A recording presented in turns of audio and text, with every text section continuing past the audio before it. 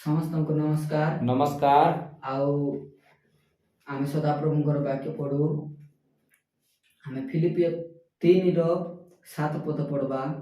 किंतु जहाँ सब मो पक्षरे लाभजनक थिला से सब मु ख्रीष्ट निमंते क्षतिजनक बोली गण्य करिअछि। आउ देख जेतेबेले गोटे मनुष्य आउ निजे कौन सी विषय मध्य करुछि तार पाई लाभ हेबार अछि आ तार पाई ना कि गोटे उत्तम विषय हेबार अछि तेनु करी से विषय करबो। जदि तार पाई जदि किछि लाभ हो नाही बोले से किछि करबो नाही। आ देखो इमती एटी लेखा जाउछि आ फिलिपियो 3:7 पद रे इमती लेखा जाउछि। किंतु जहाँ सब मो पक्षरे लाभजनक थिला सेही सब मु ख्रीष्टक निमंते क्षतिजनक बोली गण्य करिअछि। हेले इमती गोटे विषय दिया जाइछि जे जार द्वारा नाही कि आ मते लाभ होउछि किंतु से विषय ख्रीष्टक निमंते क्षतिजनक होउछि बोली लेखा जाउछि। हेले देखो आ मोर शरीर की हो मोर आत्मा रे हो इमती कौनसी विषय अछि जार द्वारा कि मोर विषय लाभ होउछि किंतु प्रभुंकर पाई सेटा क्षतिजनक होउछि। मोर निमंते समस्त उत्तम होउछि किंतु प्रभुंकर निमंते सेटा उत्तम हेइ पारु नाही। आउ काहे प्रभु ए वाक्य लेखुछंती जे किंतु जहाँ सब मो पक्षरे लाभजनक हैला सेही सब ख्रीष्टक पक्षरे क्षतिजनक हैला बोली। आउ देखो आमे जेते बेले गोटे विषय पाठ करू सबु विषय नाही कि समान नाही किंतु सबु विषय समान नथिबा सकासु आउ प्रभु गोटे विषय मनुष्य को देले आउ से मनुष्य कोन करूछि निजर लाभ देखुछि आउ कोन करूछि निजर लाभ पाई से विषय पालन करबाको चाहुछि। आउ काहे कि इमती विषय लेखा जाउछि जे मोर पाई जोटा लाभजनक हैला सेही विषय जो विषय मोर पाई लाभ होउछि मोर पाई उत्तम होउछि सेही विषय ख्रीष्टक निमंते क्षतिजनक हेउछि। आउ जे कि त्राणकर्ता जे कि उद्धारकर्ता तांकर पाई क्षतिजनक हेउछि बोली एठारे लेखा जाउछि। आउ देखो जेते बेले ए विषय आउ गोटे लोक पढुछि बहुत द्वंद्व रे पड़ी जाउछि जेते बेले पाठ करू से बेसी चिंता रे पड़ी जाउछि। अरे इमती काहे कि से विषय अछि कोन से विषय जोटा मोर पाई लाभ होउछि किंतु प्रभु पाई क्षति हे जाउछि। आउ देखो हम जेते बेले आउ इमती वाक्य नूतन वाक्य पढ़ू सेते बेले प्रभु नूतन हृदय दियंती तापर गोटे चिंताधारा आसुछि आ गोटे नूतन वाक्य तार ऊपर उपस्थित होउछि। आउ हम वाक्य पढ़वा रोमियो 11:7 पद। तेबे कोन इस्राएल जहाँ खोजु अछि ताहा पाई नाही किंतु निर्वाचित माने ताहा पाई अछंती आ अवशिष्ट माने जोड़ करा गले। देखो इस्राएल गोटे इमती विषय बाइबल रे जार विषय लेखा जायछि बेसी विषय होछि इस्राएल विषय लेखा जायछि बाइबल रे। आउ बाइबल रे इमती विषय लेखा जाउछि इस्राएल को नाही कि गोटे उत्तम देश उत्तम धार्मिक लोक मानकर नाम रे उल्लेख करा जाउछि। तेनु करी आम इस्राएल विषय रे जानबा निहाती दरकार। आ देखो इस्राएल विषय रे कोन लेखा गला तेबे कोन इस्राएल जहाँ खोजी अछि ताहा पाई नाही। सतरे कि इस्राएल जे विषय खोजु अछि से विषय पाई नाही काहे कि से पाउ नाही काहे कि आ ताको से विषय दिया जाउ नाही। आ इमती लेखा गला देखो किंतु निर्वाचित माने ताहा पाई अछंती आ अवशिष्ट माने जोड़ करा गले। देखो आउ जेतेबेले वाक्य पढ़ू आमे नूतन हृदय पाऊ आमे जो विषय चिंता करूथाउ तार विपरीत पक्षरे वाक्य अछि। आ जो विषय नाही कि मोर पाई लाभजनक होउछि तार विपरीत पक्षरे वाक्य एमती कहउछि जो विषय मोर पाई लाभ होउछि से विषय ईश्वरक निमंते ख्रीष्टक निमंते क्षतिजनक काहे कि से विषय को क्षतिजनक ख्रीष्टक निमंते बोली कुआ गला। आउ जेते बेले गोटे धनी व्यक्ति यीशु को पाख को जाउछि आ प्रभु मु अनंत जीवन अधिकार हेबा पाई कोन करबी बोली पचारुछि। हेले यीशु नाही कि कोन कहउछंती सेठारे तू मोर अनुगमन करे बोली कहउछि किंतु से आउ से धनी व्यक्ति कोन करछि से विषय पालन करि पारु नाही। देखो आमे वाक्य रे इमती लेखा गला आउ आमे रोमियो 10:5 पद पढ़वा। कारण मसा लेखंती जे मनुष्य व्यवस्था मूलक धार्मिकता साधन करे से तो द्वारा बंचिबो। देखो गोटे उत्तम विषय गोटे धार्मिक हेबार रास्ता एटा होछि मसाकर व्यवस्था आउ जार द्वारा कि मनुष्य को गोटे विषय दिया जायछि तार द्वारा से बंचिबो। କାରଣ ମଶା ଲେଖନ୍ତି ଯେଉଁ ମନୁଷ୍ୟ ବ୍ୟବସ୍ଥାମୂଳକ ଧାର୍ମିକତା ସାଧନ କରେ ସେ ତଦ୍ୱାରା ବଞ୍ଚିବ। ମଶା ଏମିତି ଲେଖୁଛନ୍ତି ଯେଉଁ ବିଷୟ ଆଉ ଯେଉଁ ମନୁଷ୍ୟ ନାହିଁ କି ବ୍ୟବସ୍ଥା ପାଳନ କରିବ ସେ ଧାର୍ମିକ। ହଁ, ସେ ବିଷୟ ଧାର୍ମିକ, କିନ୍ତୁ ସେଇ ବିଷୟକୁ ପ୍ରଭୁ କାହିଁକି ସିଧା ମନା କରୁଛନ୍ତି? ସେଇ ବିଷୟ ଖ୍ରୀଷ୍ଟଙ୍କ ପ୍ରତି କ୍ଷତିଜନକ ହେଉଛି। ଆଉ ସେ ବିଷୟ ନାହିଁ କି ମନୁଷ୍ୟ ପ୍ରତି ଲାଭଜନକ ହେଉଛି, ମନୁଷ୍ୟ ପ୍ରତି ଉତ୍ତମ ଦେଖାଯାଉଛି, କିନ୍ତୁ ଖ୍ରୀଷ୍ଟଙ୍କ ପ୍ରତି ଆଉ ଯିଏକି ସୃଷ୍ଟିକର୍ତ୍ତା ତାଙ୍କ ପ୍ରତି କ୍ଷତିଜନକ ହେଉଛି। ଆଉ ଏ ବିଷୟ ଯେତେବେଳେ ଗୋଟେ ମନୁଷ୍ୟ ଚିନ୍ତା କରୁଛି ବହୁତ ଦ୍ୱନ୍ଦ୍ୱରେ ପଡ଼ିଯାଉଛି। ହଁ, ବ୍ୟବସ୍ଥା ଦ୍ୱାରା ତ ଗୋଟେ ମନୁଷ୍ୟ ଧାର୍ମିକ ହେଉଛି। ବ୍ୟବସ୍ଥା ଦ୍ୱାରା ଯଦି ଆଉ ମନୁଷ୍ୟ ଧାର୍ମିକ ହେଉଛି ତାହେଲେ ପ୍ରଭୁଙ୍କର କ'ଣ ଅଭାବ ହେଉଛି? ପ୍ରଭୁ କାହିଁକି ମନା କରୁଛନ୍ତି ଯେ ଯୋଉଟା ତୋର ପକ୍ଷରେ ଆଉ ଉତ୍ତମ ସେ ବିଷୟ ମୋର ପକ୍ଷରେ ଆଉ ଉତ୍ତମ ହେଇପାରୁନାହିଁ? ଦେଖ, ଆମେ ଯେତେବେଳେ ବାକ୍ୟ ପଢୁ, ଆଉ ଗୋଟେ ବାକ୍ୟ ପଢବା ଆମେ ଦ୍ୱିତୀୟ ବିବରଣ ତାର 30:15-16 ପଢବା। ଦେଖ, ଆଜି ମୁଁ ତୁମ ସମ୍ମୁଖରେ ଜୀବନ ଓ ମଙ୍ଗଳ ପୁଣି ମରଣ ଓ ଅମଙ୍ଗଳ ରଖିଲି। ଆଜି ମୁଁ ସଦାପ୍ରଭୁ ତୁମ ପରମେଶ୍ୱରଙ୍କୁ ପ୍ରେମ କରିବାକୁ ଓ ତାହାଙ୍କ ପଥରେ ଚାଲିବାକୁ ଓ ତାହାଙ୍କ ଆଜ୍ଞା ଓ ବିଧି ଶାସନ ପାଳିବାକୁ ତୁମକୁ ଯେଉଁ ଆଜ୍ଞା ଦେଉଅଛି ତାହା କଲେ ତୁମେ ବଞ୍ଚିବ ଓ ବର୍ଦ୍ଧିଷ୍ଣୁ ହେବ। ପୁଣି ଯେଉଁ ଦେଶ ଅଧିକାର କରିବାକୁ ଯାଉଅଛ ତହିଁରେ ସଦାପ୍ରଭୁ ତୁମ ପରମେଶ୍ୱର ତୁମକୁ ଆଶୀର୍ବାଦ କରିବେ। ହଁ, ଯେତେବେଳେ ବାକ୍ୟ ଆମେ ପଢୁଛୁ ଆଉ ପ୍ରଭୁଙ୍କର ଆଜ୍ଞା ମାନବାଟା ଗୋଟେ ଉତ୍ତମ ବିଷୟ। ଆଉ ସଦାପ୍ରଭୁ କହୁଛନ୍ତି ଜୀବନ ଓ ମରଣ, ମଙ୍ଗଳ ଓ ଅମଙ୍ଗଳ ବିଷୟ ରଖାଯାଇଛି। ଆଉ ସେଇ ମଙ୍ଗଳ ବିଷୟ ହେଉଛି ସଦାପ୍ରଭୁଙ୍କର ଆଜ୍ଞା ମାନିବା, ସଦାପ୍ରଭୁଙ୍କର ଆଉ ଯୋଉ ନିୟମ ନୀତି ଅଛି ସେ ବିଷୟକୁ ମାନିବା। କିନ୍ତୁ ଦେଖ, ଆଉ ଏମିତି ଲେଖାଗଲା ଯାହା ଇସ୍ରାଏଲ ଖୋଜୁଅଛି ସେ ବିଷୟ କ'ଣ ଆଜି ପର୍ଯ୍ୟନ୍ତ ତାହା ସେ ପାଇନାହିଁ। ଆଉ ଯେଉଁ ବିଷୟ ଇସ୍ରାଏଲ ସନ୍ଧାନ କରୁଛି ସେ ବିଷୟ କ'ଣ ଆଜି ପର୍ଯ୍ୟନ୍ତ ପାଇନାହିଁ, ଯୋଉଟା କି ଆଉ ଅବଶିଷ୍ଟାଂଶ ମାନେ ପାଇଅଛନ୍ତି। ଆଉ ଗୋଟେ ପୁଅକୁ ତାର ବାପ କ'ଣ କହୁଛି? ତାର ଧନ ସମ୍ପତ୍ତି ସମସ୍ତ ଲେଖିଦେବା ପାଇଁ ନାହିଁ କି ତାକୁ କୁହାଯାଉଛି। ହେଲେ ଯେତେବେଳେ ତାର ବାପାର ପାଖରେ ସେ ରହୁଛି, ବାପାର ଅନୁସାରେ କାର୍ଯ୍ୟ କରୁଛି, ବାପାର କଥା ସମସ୍ତ ପାଳନ କରୁଛି, କିନ୍ତୁ ତାକୁ ସେ ଧନ ସମ୍ପତ୍ତି ମିଳୁନାହିଁ। କାହିଁକି? ଯେତେବେଳେ ଆମେ ଦେଖିବା ଗୋଟେ ଅପବ୍ୟୟ ପୁତ୍ରର କାହାଣୀ, ଆଉ ଦେଖ ସେ କ'ଣ କରୁଛି? ମୋର ଭାଗ ମତେ ଦେଇଦିଅ ବୋଲି ମାଗୁଛି। ଯେତେବେଳେ ସେ ମାଗୁଛି ନିଜର ସର୍ବସ୍ୱ ନିଜେ ପାଇଯାଉଛି, ଆଉ କ'ଣ କରୁଛି? ନିଜେ ସେ ବିଷୟକୁ ଚଲେଇ ପାରୁନାହିଁ, ନିଜେ ସେ ବିଷୟକୁ ନାଇକି ପାଳନ କରିପାରୁନାହିଁ, ନିଜେ ସେ ବିଷୟକୁ ଉତ୍ତମରୁ ଉତ୍ତମ କରିପାରୁନାହିଁ। କ'ଣ ହଉଛି? ତାର ଶେଷ ସମୟରେ କ'ଣ କରୁଛି? ସେ ଘୁଷୁରି ଡିମ୍ରି ଖାଇବାକୁ ବାଧ୍ୟ ହଉଛି। କାହିଁକି ସେ ଘୁଷୁରି ଡିମ୍ରି ଖାଇବାକୁ ବାଧ୍ୟ ହଉଛି? ଦେଖ, ଯେତେବେଳେ ସେ ପିତାଙ୍କର ଠାରେ ରହୁଛି ସେତେବେଳେ କରୁନାହିଁ କି କିଛି କୌଣସି ବିଷୟ ସେ ପାଳନ କରୁନାହିଁ, ତଥାପି ତାକୁ ଖାଇବା ପିଇବା ପିନ୍ଧିବା ସମସ୍ତ ବିଷୟରେ ଅନୁଗ୍ରହ ରୂପେ ଦିଆଯାଉଛି, କିନ୍ତୁ ସେ ବିଷୟକୁ ଆଉ ବ୍ୟର୍ଥ କରିଦଉଛି, ଆଉ ନିଜେ ସେ ବିଷୟକୁ ଉପଭୋଗ କରିବା ପାଇଁ ଚାହୁଁଛି। ଆଜି ମନୁଷ୍ୟ ସେମିତିଆ ବ୍ୟବସ୍ଥାକୁ ପାଳନ କରି ନିଜେ ଧାର୍ମିକ ହେବାକୁ ଚେଷ୍ଟା କରୁଅଛି। ଯଦି ଆଉ ମନୁଷ୍ୟ ନାହିଁ କି ନିଜେ ଧାର୍ମିକ ହେବାକୁ ଚେଷ୍ଟା କରୁଛି, ଉତ୍ତମ ବିଷୟ ଦେଖାଯାଉଛି। ହଁ, ଗୋଟେ ଉତ୍ତମ ବିଷୟ, ଆଜି ମୁଁ ଚୋରି କରିନାହିଁ, ଆଜି ମୁଁ ବ୍ୟଭିଚାର କରିନାହିଁ, ଆଜି ମିଥ୍ୟା ସାକ୍ଷ୍ୟ ଦେଇନାହିଁ, ଆଜି ସମସ୍ତ ବ୍ୟବସ୍ଥା ପାଳନ କରିଛି, ଉତ୍ତମ ବିଷୟ। ହେଲେ ପ୍ରଭୁ କାହିଁକି ଏ ବିଷୟକୁ ସିଧା ମୁଁ ଯେ ସଦାପ୍ରଭୁ ତତେ ନିର୍ମାଣ କରିଛି ମୋ ପ୍ରତି ସେଟା କ୍ଷତିଜନକ ହେଉଛି?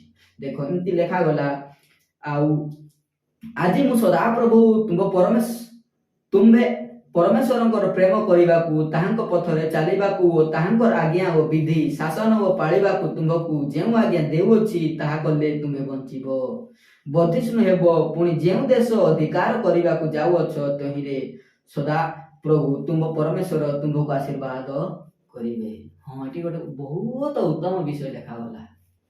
ଯୋଉ ବିଷୟ ମନୁଷ୍ୟ ସଦାପ୍ରଭୁଙ୍କର ଆଜ୍ଞା ପାଳନ କରିବ ସେ ବିଷୟରେ ପ୍ରଭୁ ତାଙ୍କରକୁ ଆଉ ଦେବେ। ଯେତେବେଳେ ଦେଖ ସେ ଅପବ୍ୟୟ ପୁତ୍ର କ'ଣ କରୁଛି? ନିଜର ସର୍ବସ୍ୱ ନିଜେ ଅଧିକାର କରୁଛି। ଆଜି ମନୁଷ୍ୟ କ'ଣ କରୁଛି? ନିଜେ ନିଜର ପାଇଁ ଧାର୍ମିକ ହେବାକୁ ଚେଷ୍ଟା କରୁଛି, କିନ୍ତୁ ନିଜେ ନିଜର ପାଇଁ ଯେତେବେଳେ ଧାର୍ମିକ ହେବାକୁ ଚେଷ୍ଟା କରୁଛି ସେତେବେଳେ ପ୍ରଭୁ କ'ଣ କହୁଛନ୍ତି? ତୋର ବିଷୟରେ ଉତ୍ତମ ଦେଖାଯାଉଛି, ତୋର ଚକ୍ଷୁକୁ ଏ ବିଷୟ ଉତ୍ତମ ଦେଖାଯାଉଛି, କିନ୍ତୁ ଏ ବିଷୟ ମୋର ପାଇଁ ନାହିଁ କି ଉତ୍ତମ ନାହିଁ। ଆଉ ଯେତେବେଳେ ସେ ଅପବ୍ୟୟ ପୁତ୍ର ବାପା ଠାରୁ ସମସ୍ତ ସମ୍ପତ୍ତି ମାଗି ନେଇ ଯାଉଛି। ବାପା କ'ଣ ଭାବୁଛନ୍ତି, ମୋର ପୁଅ ହଜି ଯାଉଛି, ଆଉ ଯେତେବେଳେ ସେ ଫେରି ଆଉଛି ମୋର ପୁଅ ମିଳିଲା ବୋଲିକରି ସେ ସେଥିରେ ଚିନ୍ତା କରୁଛି। ଆଉ ଆଉ ଗୋଟେ ବାକ୍ୟ ଆମେ ପଢ଼ବା। ହଁ, ଆମେ ରୋମିଓ ତାର 10:7 ପଢ଼ବା, 6-7 ପଢ଼ବା। କିନ୍ତୁ ବିଶ୍ୱାସମୂଳକ ଧାର୍ମିକତା ଏପରି କହେ, ମନେ ମନେ କୁହ ନାହିଁ କିଏ ସ୍ୱର୍ଗାରୋହଣ କରିବ, ଅର୍ଥାତ୍ ଖ୍ରୀଷ୍ଟଙ୍କୁ ଓହ୍ଲାଇ ଆଣିବା ନିମନ୍ତେ, ଅବା କିଏ ରସାତଳକୁ ଅବତରଣ କରିବ, ଅର୍ଥାତ୍ ଖ୍ରୀଷ୍ଟଙ୍କୁ ମୃତମାନଙ୍କ ମଧ୍ୟରୁ ଉଠାଇ ଆଣିବା ନିମନ୍ତେ। କିନ୍ତୁ ତାହା କ'ଣ କହେ, ବାକ୍ୟ ତୁମ୍ଭର ନିକଟବର୍ତ୍ତୀ, ଆଉ ତୁମ୍ଭ ମୁଖ ଓ ତୁମ୍ଭ ହୃଦୟ ଅଛି। ଦେଖ, ଯେତେବେଳେ ନାଇଁକି ଆଉ ଗୋଟେ ବାକ୍ୟ ମନୁଷ୍ୟ ସମ୍ମୁଖରେ ଉପସ୍ଥିତ ହେଉଛି, ସେ ବାକ୍ୟ ଅନୁସାରେ ସେ ନିଜର ହୃଦୟକୁ କ'ଣ କରୁଛି, ଦେଖୁଛି, ଆଉ ନିଜର ହୃଦୟରେ ସେ ବିଷୟ ଆଉ ପରୀକ୍ଷିତ ହୋଇଛି କି ନାହିଁ ସେ ବିଚାର କରୁଛି। ଆଉ ବାକ୍ୟ କ'ଣ କହୁଛି, କାରଣ ମଶା ଲେଖନ୍ତି, ଯେଉଁ ମନୁଷ୍ୟ ବ୍ୟବସ୍ଥାମୂଳକ ଧାର୍ମିକତା ସାଧନ କରେ ସେ ତଦ୍ୱାରା ବଞ୍ଚିବ। ହଁ, ଆଜି ମୁଁ ଚୋରି କଲି ନାହିଁ, ଆଜି ମୁଁ ବ୍ୟଭିଚାର କଲି ନାହିଁ, ଆଜି ମୁଁ ମିଥ୍ୟା ସାକ୍ଷ୍ୟ ଦେଲି ନାହିଁ, ଆଜି ମୁଁ ପରନିନ୍ଦା କଲି ନାହିଁ, ଆଜି ମୁଁ ଯାହା ବି ମୋ ନିମନ୍ତେ ଉତ୍ତମ ବିଷୟ ସେ ବିଷୟ ଆଉ ମୁଁ ସାଧନ କରିଛି, ଯାହା ବି ପାପ ନିମନ୍ତେ ଆଉ ରଚିତ ସେ ବିଷୟ ମୁଁ କରିନାହିଁ। ହଁ, ମୁଁ ଉତ୍ତମ ବିଷୟ ଦେଖାଯାଉଛି, କିନ୍ତୁ ଏ ଜାଗାରେ ଗୋଟେ ଚିନ୍ତାର ବିଷୟ ଆଉଛି ଯେ କାହିଁକି ପ୍ରଭୁ ମୋର ପାଇଁ ଉତ୍ତମ ବିଷୟକୁ ତାଙ୍କର ପାଇଁ ଉତ୍ତମ କଲେ ନାହିଁ। ଦେଖ, ଯେତେବେଳେ ଗୋଟେ ମନୁଷ୍ୟ ନିଜେ ଧାର୍ମିକ ହେବାକୁ ଚେଷ୍ଟା କରୁଛି, ସେତେବେଳେ କ'ଣ କରୁଛି, ବିଚାର କରିବାକୁ ଲାଗୁଛି। ଆଜି ମୁଇଁ ପରଚର୍ଚ୍ଚା କଲି, ମୁଁ ଆଉ ଦୋଷୀ ହେଲି, ଆଜି ମୁଁ ମିଥ୍ୟା କଲି, ମୁଁ ଆଜି ଦୋଷୀ ହେଲି। କିନ୍ତୁ ମୁଇଁ ମିଥ୍ୟା କହି ନାହିଁ, ମୁଇଁ ଆଜି ଧାର୍ମିକ ହେଲି। ମୁଇଁ ପରଚର୍ଚ୍ଚା କରି ନାହିଁ, ମୁଁ ଆଜି ଧାର୍ମିକ ହେଲି। ତେଣୁ କରି ନାହିଁ କି ମୁଇଁ କ'ଣ କରିବି, ଅନ୍ୟର ବିଚାର କରିବି। ହଁ, ଦେଖ, ସେ ଚୋରି କରିଅଛି, ମୁଁ ତା ଠାରୁ ଶ୍ରେଷ୍ଠ, ମୁଁ ସ୍ୱର୍ଗକୁ ଯିବି ବୋଲି ସେ ଚିନ୍ତା କରୁଛି। ଆଉ ଦେଖ, ସେ ବ୍ୟଭିଚାର କରିଅଛି, ମୁଁ ବ୍ୟଭିଚାର କରିନାହିଁ, କିନ୍ତୁ ମୁଁ ସ୍ୱର୍ଗକୁ ଯିବି, ସେ ଯିବ ନାହିଁ ବୋଲି ଚିନ୍ତା କରୁଅଛି। ବାଇବଲ ଆଉ ବାକ୍ୟ ଏମିତି କହୁଛି, ଆଉ କିନ୍ତୁ ବିଶ୍ୱାସମୂଳକ ଧାର୍ମିକତା ଏପରି କହେ, ମନେ ମନେ କୁହ ନାହିଁ କିଏ ସ୍ୱର୍ଗାରୋହଣ କରିବ, ଆଉ ଅର୍ଥାତ୍ ଖ୍ରୀଷ୍ଟଙ୍କୁ ଓହ୍ଲାଇ ଆଣିବା ନିମନ୍ତେ। ଦେଖ, ଯେତେବେଳେ ଗୋଟେ ଲୋକ ବ୍ୟବସ୍ଥା ପାଳନ କରୁଛି, ବ୍ୟବସ୍ଥାରେ ଗର୍ବ କରିବାକୁ ଲାଗୁଛି, ଆଉ ଯେତେବେଳେ ତାର ଶରୀର ନିମନ୍ତେ ଉତ୍ତମ ଦେଖାଯାଉଛି, ସେତେବେଳେ ସେ କ'ଣ କରୁଛି, ମନେ ମନେ ଗୋଟେ ବିଷୟ ଚିନ୍ତା କରିବାକୁ ଲାଗୁଛି। ଓହୋ, ଯେଉଁମାନେ ବ୍ୟବସ୍ଥା ପାଳନ କରିନାହାନ୍ତି, ଯେଉଁମାନେ ମୋର ପରି କର୍ମ କରିନାହାନ୍ତି, ସେମାନେ ତଳରେ ରହିଯିବେ, ମୁଁ ଉପରକୁ ଉଠିଯିବି ବୋଲି ଭାବୁଛି। ଆଜି ମୁଇଁ ନାଇଁକି ସ୍ୱର୍ଗାରୋହଣ କରିବି, ସେମାନେ ଆଉ ପତିତ ହେବେ ବୋଲି ସେ ଭାବୁଛି। କାହିଁକି, ଦେଖୁଛି ସେ ବ୍ୟବସ୍ଥା ଅନୁସାରେ ନିଜକୁ ଦେଖୁଛି, ନିଜେ ଧାର୍ମିକ ହେଇଗଲା, ଆଉ ତେଣୁକରି ସେଇ ସକାଶୁ ସେ ଭାବୁଛି ଯେ ମୁଁ ଧାର୍ମିକ, ମୁଁ ସ୍ୱର୍ଗାରୋହଣ କରିବି।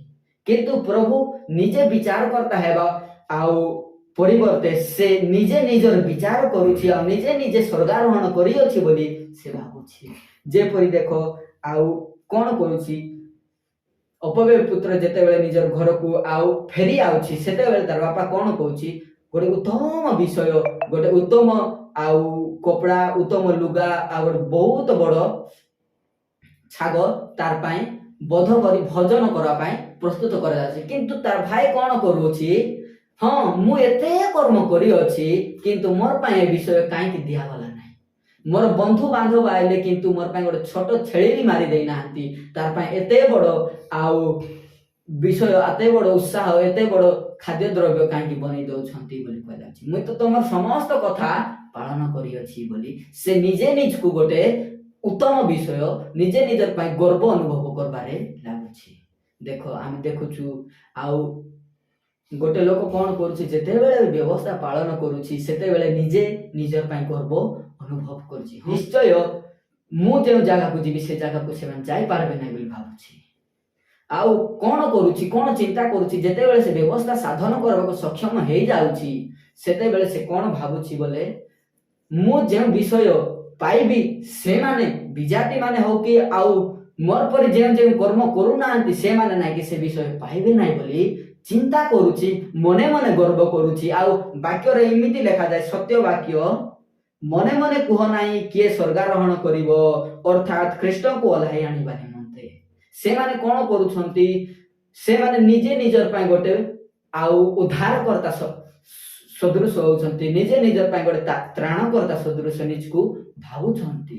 ହଁ ମୁଇଁ ଅଙ୍କ ବିଷୟ ସାଧନ କରିଛି, ମୁଇଁ ଏତିକି ଦାନ ଦେଇଛି, ମୁଇଁ ସ୍ୱର୍ଗରେ ଏତିକି ପାଇବି ବୋଲି ଭାବୁଛି, ମୁଇଁ ଏତିକି କଣ ଉତ୍ତମ କର୍ମ କରିଛି, ସ୍ୱର୍ଗ ସେ ବିଷୟ ମତେ ଦିଆଯିବ ବୋଲି ନିଜର କର୍ମ ଉପରେ ସେ ନିର୍ଭର କରିଛନ୍ତି। କିନ୍ତୁ ପବିତ୍ର ବାକ୍ୟ କଣ କହୁଛି? ଆଉ କିନ୍ତୁ ବିଶ୍ୱାସମୂଳକ ଧାର୍ମିକତା ଏପରି କହେ, ମନେ ମନେ କୁହ ନାହିଁ କିଏ ସ୍ୱର୍ଗାରୋହଣ କରିବ। ଯେତେବେଳେ ମନୁଷ୍ୟ ନିଜେ ଧାର୍ମିକ ହେଇଯିବ ତାହେଲେ ବିଚାରକର୍ତ୍ତାର ଅନାବଶ୍ୟକ ହେଇଯିବ। ମନୁଷ୍ୟ ନିଜେ ନାଇଁକି ନିଜର ବିଚାର କରିବ, ତେଣୁକରି ଆଉ ସ୍ୱର୍ଗାରୋହଣ କରିବା ପାଇଁ ଯୀଶୁଖ୍ରୀଷ୍ଟଙ୍କର ଅନାବଶ୍ୟକ ହେଇଯିବ। ଦେଖ 7 ପଦରେ ଲେଖାଗଲା, ଅବା କିଏ ରସାତଳକୁ ଅବତରଣ କରିବ, ଅର୍ଥାତ୍ ଖ୍ରୀଷ୍ଟଙ୍କୁ ମୃତମାନଙ୍କୁ ମଧ୍ୟରୁ ଉଠାଇ ଆଣିବା ନିମନ୍ତେ। ଆଜି ମନୁଷ୍ୟ କଣ କରୁଛି? ହଁ ମୁଁ ମୋର କର୍ମ ଦ୍ୱାରା ମୁଁ ଉଠି ଆସିବି, ମୁଇଁ ସେ ଆଉ ମୃତମାନଙ୍କ ଠାରୁ ଉଠି ଆସିବି ବୋଲି ଭାବୁଛି। ଦେଖ ଏ ବିଷୟ ଯେତେବେଳେ ଆମେ ବାକ୍ୟ ଅନୁସାରେ ଆଉ ଦେଖୁ ସେତେବେଳେ କଣ ଚିନ୍ତା ଆସୁଛି? ହଁ ସତ ବିଷୟ, ଏ ବିଷୟ ପ୍ରଭୁ ଆମ ପାଇଁ ରଖିଥିଲେ, ଏ ବିଷୟ ପ୍ରଭୁ ଜଣାଇବା ପାଇଁ ଆମକୁ ରଖିଥିଲେ ଯେ ମୁଁ ମନେ ମନେ ଗର୍ବ କରୁଅଛି। ଆଉ ସେ ଲୋକ ଭାବୁଛି ହଁ ସତରେ ମୁଁ ଗୋଟେ ଗର୍ବୀ ଲୋକ ହେଇଥିଲି, ମୁଁ ଗୋଟେ ବ୍ୟବସ୍ଥା ଉପରେ ଗର୍ବ କରୁଥିଲି, କିନ୍ତୁ ବ୍ୟବସ୍ଥା କଦାପି କେବେ କାହାକୁ ଧାର୍ମିକ ଦେବ ନାହିଁ। ସେ ବିଷୟରେ ଗର୍ବ କରି ମୁଇଁ ମୋର ଶରୀର ବିଷୟକୁ ଗର୍ବ କରୁଛି, ଯେଉଁ ଶରୀର କି ଆଉ ମାଟିରେ ଲୀନ ହେବ, ସେ ଶରୀର ଦ୍ୱାରା ମୁଇଁ ଧାର୍ମିକ ହେବାକୁ ଇଚ୍ଛା କରୁଅଛି ବୋଲି ସେ ବାକ୍ୟକୁ ଦେଖି ଆଉ ହୃଦୟରେ ଚେତନା ପାଉଅଛି। ହଁ ସିଧା ସିଧା ପ୍ରଭୁ କହୁଛନ୍ତି, ଇସ୍ରାଏଲ ଯାହା ଖୋଜି ଅଛି ତାହା ପାଇ ନାହିଁ, ଆଉ ଯାହା ମୋ ନିମନ୍ତେ ଆଉ ଉତ୍ତମ ତାହା ପ୍ରଭୁଙ୍କ ନିମନ୍ତେ ଉତ୍ତମ ହେଇପାରିଲା ନାହିଁ। ଆଉ ମୋ ଶରୀର ନିମନ୍ତେ ଯାହା ଉତ୍ତମ ତାହା ପ୍ରଭୁଙ୍କର ନିମନ୍ତେ ଉତ୍ତମ ହେଇପାରିଲା ନାହିଁ। କାହିଁକି ହେଇପାରିଲା ନାହିଁ? ଯେତେବେଳେ ମୁଁ ଉତ୍ତମ ବ୍ୟକ୍ତି ହେଇଯାଉଅଛି, ଯେତେବେଳେ ମୁଁ ଶରୀରକୁ ଧାର୍ମିକତା ରୂପରେ ଆଉ ଦେଖୁଅଛି, ସେତେବେଳେ ସଦାପ୍ରଭୁଙ୍କର ଅନାବଶ୍ୟକ ହେଉଛି। ପ୍ରଭୁ କଣ କହିଲେ? ମୁଁ ପଥ, ମୁଁ ସତ୍ୟ, ମୁଁ ଅନନ୍ତ ଜୀବନ, ମୋ ଦେଇ ନ ଗଲେ କିଏ ଈଶ୍ୱରଙ୍କ ରାଜ୍ୟକୁ ଯାଇପାରିବେ। କିନ୍ତୁ ଆଜି ମନୁଷ୍ୟ କଣ ଭାବୁଛି? ମୁଁ ନିଜେ ଧର୍ମ କର୍ମ କରିଅଛି, ତେଣୁକରି ମୁଁ ସ୍ୱର୍ଗ ରାଜ୍ୟ ଯିବି ନା, ନହେଲେ ଆଉ ମୁଇଁ ମୋର କର୍ମ ଉପରେ ନିର୍ଭର କରୁଛି, ମୁଇଁ କର୍ମକୁ କଣ କରୁଛି? ଜୟ କରିଅଛି, ମୁଇଁ ମୃତ୍ୟୁକୁ ଜୟ କରିଅଛି ବୋଲି ସେ ଭାବୁଅଛି। ଦେଖ ମୃତ୍ୟୁକୁ ଜୟ କଲା ଲୋକ କେବଳ ଈଶ୍ୱର, ଆଉ ଈଶ୍ୱରଙ୍କର ସପକ୍ଷରେ ସେ ଯିବା କଥା, କିନ୍ତୁ ବିପକ୍ଷରେ ହେଇଯାଉଛି। ଆଜି ମୋର ନିମନ୍ତେ ଯାହା ଉତ୍ତମ ହେଲା ସେ ବିଷୟ ଖ୍ରୀଷ୍ଟଙ୍କ ନିମନ୍ତେ ଉତ୍ତମ ହେଇପାରିଲା ନାହିଁ। କାରଣ ବାକ୍ୟ କଣ କହେ? ଆଉ 2 Corinthians 3:13 ପଦ ପଢବା, ଆଉ ଇସ୍ରାଏଲ ସନ୍ତାନ ମାନେ ଯେପରି ସେହି କ୍ଷଣ ସ୍ଥାୟୀ ଗୌରବ ଓ ଲୋପ ପାଉଥିବା ଦୃଶ୍ୟ ପ୍ରତି ସ୍ଥିର ଦୃଷ୍ଟି ନ କରନ୍ତି, ସେଥିପାଇଁ ମଶା ଯେ ପ୍ରକାର ଆପଣା ମୁଖରେ ଆବରଣ ଦେଉଥିଲେ, ସେମାନେ ସେମାନଙ୍କର ସେ ପ୍ରକାର କରୁନାହୁଁ, ଆମ୍ଭେମାନେ ସେ ପ୍ରକାର କରୁନାହୁଁ, କିନ୍ତୁ ସେମାନଙ୍କର ଆଜ୍ଞା ଚକ୍ଷୁ ଜଡୀଭୂତ ହୋଇଅଛି, କାରଣ ଆଜି ପର୍ଯ୍ୟନ୍ତ ପୁରାତନ ନିୟମ ପାଠ ସମୟରେ ସେହି ଆବରଣ ପୂର୍ବ ପରି ରହିଅଛି, ଆଉ ଖ୍ରୀଷ୍ଟଙ୍କ ଠାରେ ସେହି ଆବରଣ ଯେ ଲୋପ ପାଉଅଛି ଏହା ପ୍ରକାଶ ପାଉନାହିଁ। ଯେତେବେଳେ ଗୋଟେ ମନୁଷ୍ୟ ନାହିଁ କି ନିଜେ ଗର୍ବ କରିବାକୁ ଲାଗୁଛି, ସେତେବେଳେ ସେ ଈଶ୍ୱରଙ୍କୁ ଦେଖିପାରୁନାହିଁ, ନିଜେ କର୍ମ ଉପରେ ନିର୍ଭର କରୁଛି, ସେ ଈଶ୍ୱରଙ୍କୁ ବିଶ୍ୱାସ କରିପାରୁନାହିଁ। ନିଜର ଆଜି ଦାନ ଦକ୍ଷିଣାକୁ ଦେଖୁଛନ୍ତି, କିନ୍ତୁ ଈଶ୍ୱରଙ୍କର ଅନୁଗ୍ରହକୁ ଦେଖିପାରୁନାହିଁ। ଆଉ ତେଣୁକରି ପ୍ରଭୁ ସିଧା ସିଧା ମନା କଲେ ଯେ ଆଉ ମନୁଷ୍ୟ ନିମନ୍ତେ ଯାହା ଉତ୍ତମ ହେଲା ତାହା ପ୍ରଭୁଙ୍କର ନିମନ୍ତେ ଉତ୍ତମ ହେଇପାରିଲା ନାହିଁ। ମନୁଷ୍ୟ ଶରୀରକୁ ଦେଖିଲା, କିନ୍ତୁ ପ୍ରଭୁ ହୃଦୟକୁ ଦେଖିଲେ। ମନୁଷ୍ୟ ଶରୀର ଉପରେ ଗର୍ବ କଲା, କିନ୍ତୁ ପ୍ରଭୁ ହୃଦୟକୁ ପ୍ରେମ କଲେ। ତେଣୁକରି ସିଧା ସିଧା ପ୍ରଭୁ ବାକ୍ୟରେ କହିଲେ, ମୋ ନିମନ୍ତେ ଯାହା ଉତ୍ତମ ତାହା ଈଶ୍ୱରଙ୍କର ନିମନ୍ତେ ଉତ୍ତମ ହେଲା ନାହିଁ।